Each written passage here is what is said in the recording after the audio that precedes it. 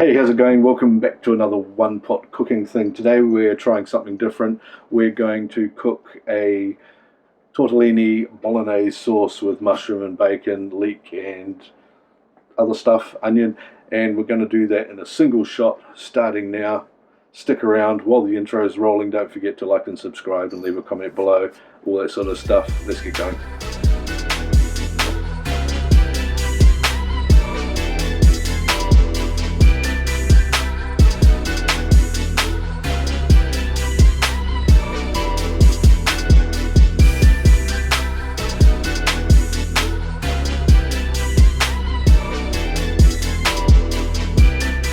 Hey there, so this is the pot we're going to be using. You might recognize it from just about every other cooking thing I've done here.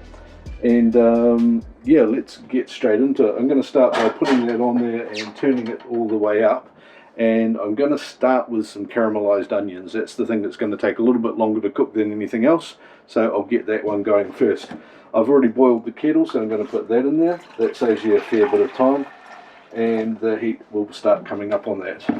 I have got a knife I've already sharpened and an onion here.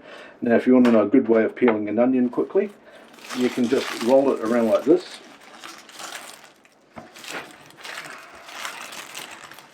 And that loosens up the skin on the onion so that when you cut it, at the foot and the tail, it's already peeled. And then that can just go over here into the compost, and I will just quickly cut the onion around. I can smell the element warming up now. Take a bit of that tough outer peel of the onion off. I'm just going to cut that 4 ways here, and not too smaller pieces, but tight. And same here on the other half. Normally with the caramelized onion I do it in much larger chunks, but because it's going into the pasta and the sauce I'll make it a bit tighter. I'll put that into the water. The reason I'm putting it into the water and not straight frying it is it breaks up the cellular structure and takes a lot of the acid out of the onion pretty quickly. Now while that's doing that, I will put in a bit of sugar, just a little bit, doesn't need much.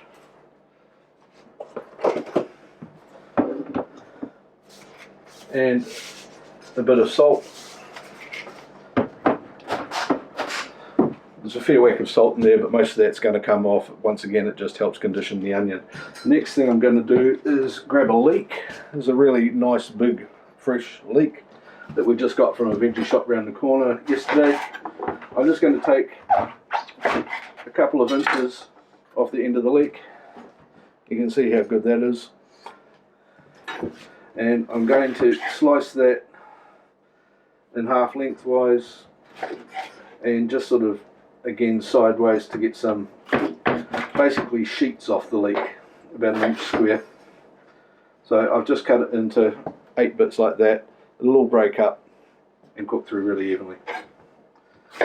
I'll just do that with the next bit. And there we go, there's the leek in. The next bit to go in is going to be the mushrooms. By the time I've got these done, the onion and the leek will be nicely softened. I'm going to use about half this bag of mushrooms, there we go. And I'll put them into the sink here in cold water, so that I can just give them a quick rub to get the surface off them. Really quick to do this. Yep. Done just like that. And then I'm just going to cut the mushrooms in half and then 4 slices. Make them fairly big slices because the mushroom's going to shrink down to about 1/4 of its current size per chunk. And you don't want to make it too thin, or otherwise you lose the niceness of the mushroom. You want it actually to be there. Once this is done, I will give it half a sec while I cut up some bacon, and then I'll drain the rest of the water off. A lot of it's evaporating away already, as you can see here. Yeah, come and have a closer look in here at what that's doing. The onion is softening up and clearing quite quickly. The leek is softening and separating as well. and the mushrooms will start to condense down a wee bit. Right, I'll get back and cut the last few mushrooms up, put those in.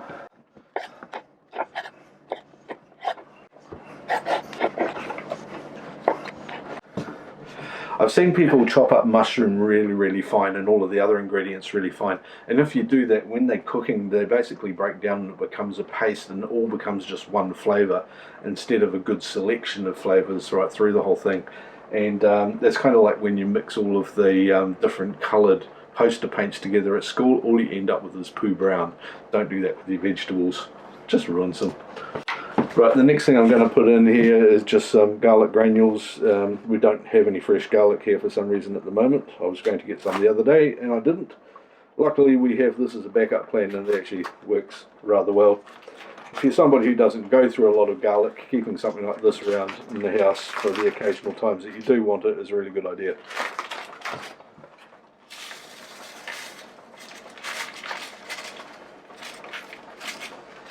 There we go. Okay, I'll get a wooden spoon out. These are great, especially if you've got non-stick cookware.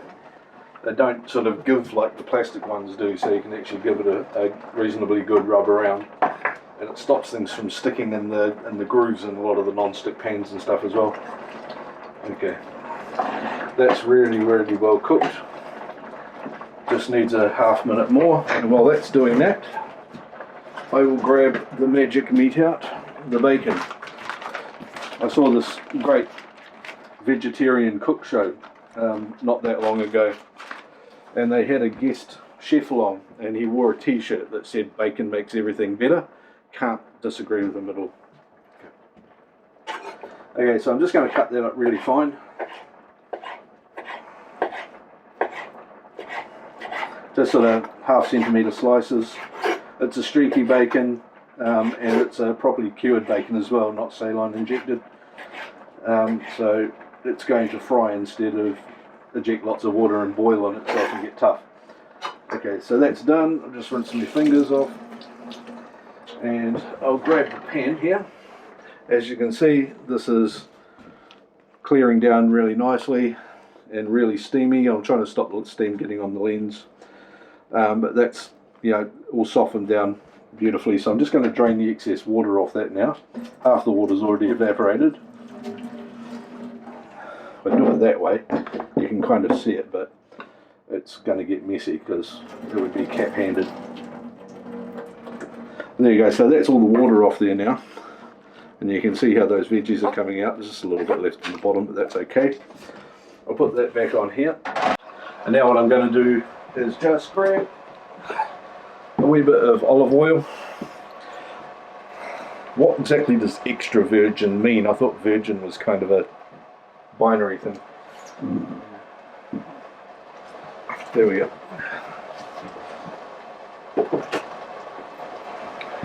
So that's that now. Now putting that oil in first and stirring it around for a second will also help boil off the extra water, because the oil gets to a higher temperature and gets the rest of the water into steam fairly quickly. And then I can put the bacon in and let that do its thing. Now that'll cook up quite quickly. You don't need to fry the crap out of bacon. You can just let it do its thing. And that will cook in about half a minute with all the oil and the heat in there amongst the veggies. Having the veggies in there first will also stop the bacon from sticking to itself and keep it all nicely separated.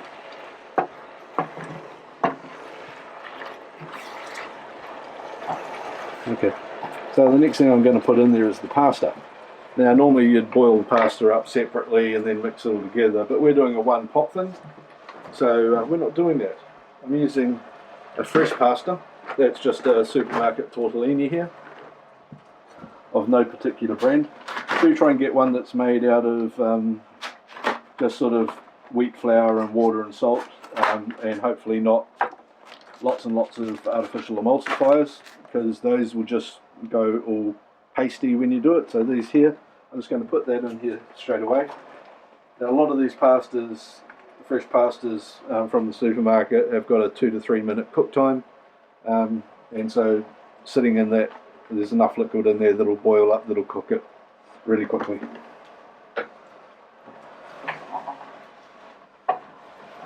There we go. So into there, now that we've taken the water out, I'm going to put in some liquid chicken stock. This is one of my favourite ones. Don't get a low salt chicken stock. It's the whole point of chicken stock, is that it's salty.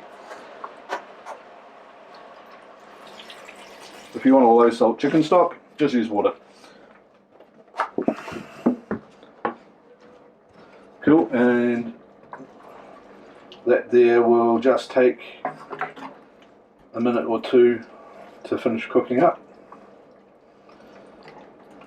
And we're almost done. All we're missing now, apart from a couple of minutes cook time, is the tomato sauce. I was going to use a tin of tomatoes, but then find some other bits and pieces, but then I found this in my parents' pantry here, and I thought that should probably be used up soon. I think I got it a few months ago, and yep, best before date, still good. So I will just get that one there open. Now a lot of these of course are sealed really tight. Good way to open these up is to sort of damage the plastic seal inside the lid. So if you just come down to your wooden cutting board and just lightly tap it around. It's going to sound a lot louder on the microphone than it is in real life probably. Do that, and then that just compresses the seal all around it and makes it real easy to come off. Ta-da! So that's nearly ready and looking really good, and smelling really good too. Okay, I'm just going to add into here a wee bit of pepper, and I will just see if that needs any more salt. I'm suspecting it probably won't. No, it doesn't, so that's all good.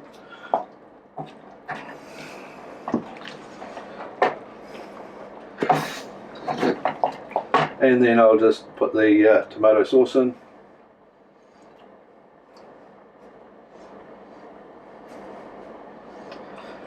Right, and that just needs a couple of minutes to boil up and soften.